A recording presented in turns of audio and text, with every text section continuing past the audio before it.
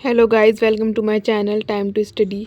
आज आए हैं हम अपने नेक्स्ट टॉपिक के साथ, जिसका नाम है प्राथमिक चिकित्सा। आज की वीडियो में हम देखेंगे कि प्राथमिक चिकित्सा का क्या अर्थ है, प्राथमिक चिकित्सा के कार्य में विद्यालय की भूमिका, इसके मूल सिद्धांत आदि। इनको हम आज की वीडियो में डिस्कस करेंगे। चलिए वीडियो स्टार्ट करते हैं। प्राथमिक चिकित्सा का अर्थ। प्राथमिक चिकित्सा का अर्थ डॉक्टर के आने तक जो इलाज किया जाए उसे प्राथमिक चिकित्सा कहते हैं। यह किसी दुर्घटना या अचानक बीमारी से ग्रस्त व्यक्ति को दी जाने वाली तत्कालीन तथा अस्थायी देखभाल है। यदि किसी का खून बह रहा है तो उसे तत्काल रोका जाता है।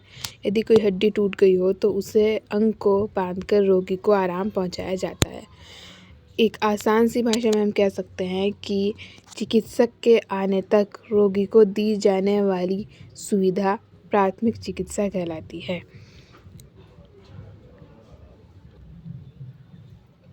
अब हम देखेंगे प्राथमिक चिकित्सा का आवश्यकता और महत्व।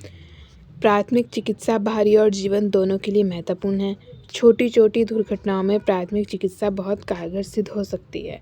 थर्ड है, अचानक घायल या रोगी व्यक्ति को डॉक्टर का इलाज मिलने से पूर्व सहायता दी जा सकती है और उसे सुरक्षित रखा जा सकता है। फोर्थ है, विद्यालय में प्राथमिक चिकित्सा व्यवस्था होने पर बालकों पर मनोवैज्ञानिक प्रभाव पड़ता है। फिफ्थ है, विद्यालय में खेल कूद आदि के कार्यक्रम चलते रहते हैं, जहां चोट लगने एवं दुर्घटना रहने की अधिक संभावना रहती है। इसलिए छात्रों के स्वास्थ्य की रक्षा के लिए प्राथमिक चिकित्सा की ज़रूरत पड़ती है। ये हो गई हमारी प्राथमिक चिकित्सा की आवश्यकता कि हमें प्राथमिक चिकित्सा की आवश्यकता क्यों है। अब हम देखते हैं कि प्राथमिक चिकित्सा के कार्य में विद्यालय की भूमिका। प्रभावी शिक्षक को चिकित्सक का सैद्धांतिक और व्यवहारिक ज्ञान होना चाहिए। फर्स्ट पॉइंट तो हो गया ये। सेकंड है, विद्यालय में प्राथमिक चिकित्सा के कार्य को प्रभावी बनाने के लिए उसे सदैव स्वास्थ्य विभाग, नागरिक सुरक्षा विभाग एवं पुलिस विभाग के संपर्क में रहना चाहिए। संभावित दुर्घटना वाले स्थानों जैसे खेल के मैदान, सीढ़ियाँ आदि का समय समय पर निरीक्षण करवाना चाहिए। मतलब जिनसे हमें संभावना है कि इन चीज़ों से दुर्घटना हो सकती है, जैसे सीढ़ियाँ हो गई, इनका हमें मैदान, खेल के मैदान, सीढ़ियाँ आदि का निरीक्षण कराना चाहिए। मतलब बच्चों के खेलने से पहले वहाँ पे देखना चाहिए कोई चीज़ वहाँ पे किसी सबकी सेटिंग ठीक है या नहीं। जैसे सीढ़ी के जो पेज होते हैं वो ना हिल रहे हों, जिससे बच्चे गिर जाएँ या चोट हो जाए, उनसे चोट पहुँच जाए, इसलिए सीढ़ी आदि का निरीक्षण कराना चाहिए। सेकंड है, प्रभावी शिक्षक को सभी औषधियाँ एवं उपकरणों को सावधानी से रखना चाहिए। नेक्स्ट है, प्रभावी शिक्षक के पास विद्यालय के प्रत्येक बालक की पारिवारिक एवं स्वास्थ्य संबंधी जानकारी होनी चाहिए। अब हम देखते हैं कि प्राथमिक चिकित्सा के मूल सिद्धांत। फर्स्ट है, रक्त निकलने की दशा में उसे रोकने का प्रयास करना। चोट के कारण होने वाले दर्द को दूर करने का प्रयास करना चाहिए। रोगी को सांस लेने की सुविधा देने के लिए उचित अवस्था में लिटाना चाहिए। घायल व्यक्ति को घटनास्थल से हटाने के लिए उत्तम प्रबंध करना चाहिए। रोगी के शरीर के तापमान का ध्यान रखना चाहिए। विषपान की दशा में विष निकालने की व्यवस्था तथा उसके प्रभाव को नष्ट करने का प्रयास करना चाहिए। किसी भी व्यक्ति को प्राथमिक चिकित्सा कार्य में हस्तक्षेप नहीं करना चाहिए। ये सभी हो गए हमारे प्राथमिक शिक्षा के मूल सिद्धांत। अब हम देखते हैं कि विद्यालय की सामान्य दुर्घटनाएं क्या हैं, उनके लिए क्या क्या प्राथमिक उपचार करने चाहिए। अब हम देखते हैं विद्यालय की सामान्य दुर्घटनाएं। विद्यालय में घटित होने वाली सामान्य घटनाएं निम्नलिखित हैं।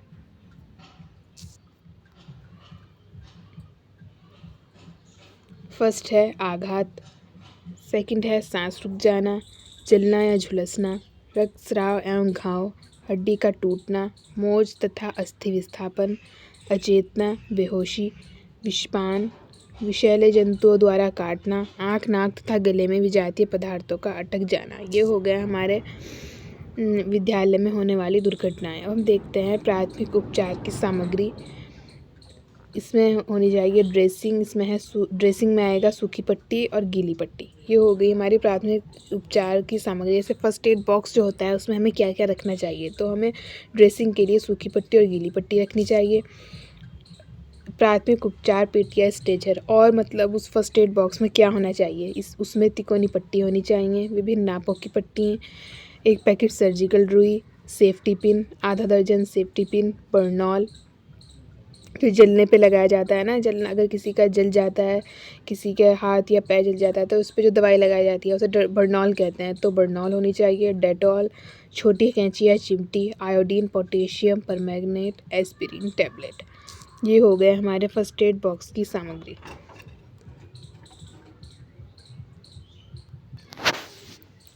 अब हम देखते हैं कि सामान्य दुर्घटनाओं में क्या प्राथमिक उपचार करने चाहिए। जैसे धमनी का रक्तस्राव, रक्त का प्रवाह कम करने के लिए रक्त बहने वाले अंग को ऊपर उठा लेना चाहिए। मतलब जिस जगह से रक्त निकल रहा हो उसे ऊपर उठा लेना चाहिए, इससे रक्त नहीं बहेगा और कम बहने मतलब रक्त नहीं बहेगा और रुकने की स्थिति में आएगा।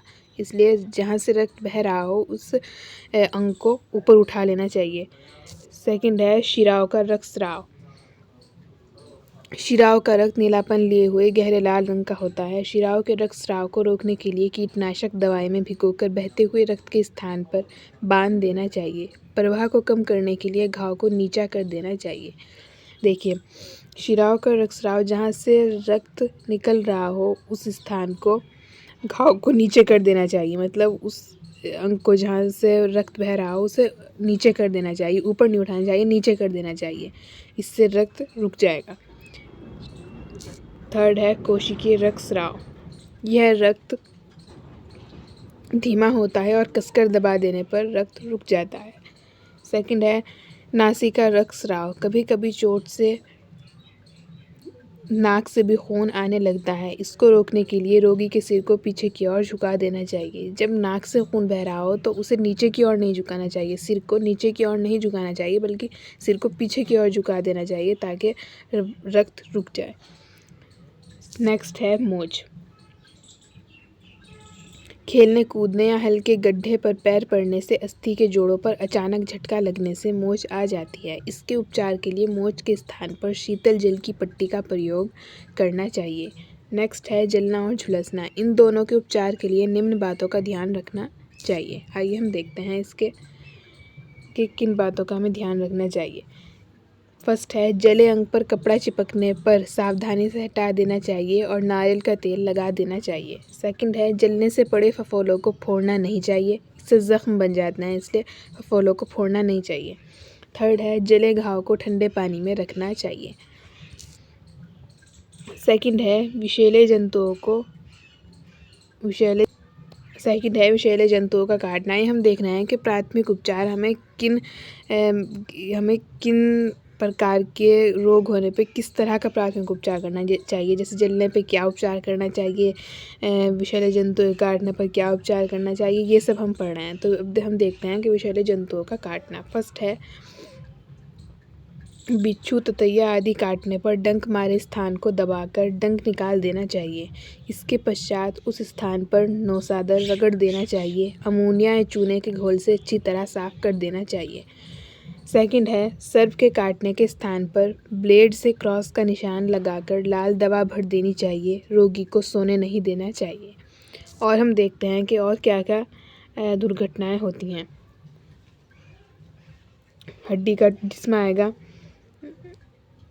हड्डी का टूटना, बेहोशी, पानी में डूबना, लू लगना, विषपान, आँख, नाक एवं गले में विषाक्त पदार्थों का जाना, ये सब हो गया है कि ये भी दुर्घटनाएं होती हैं।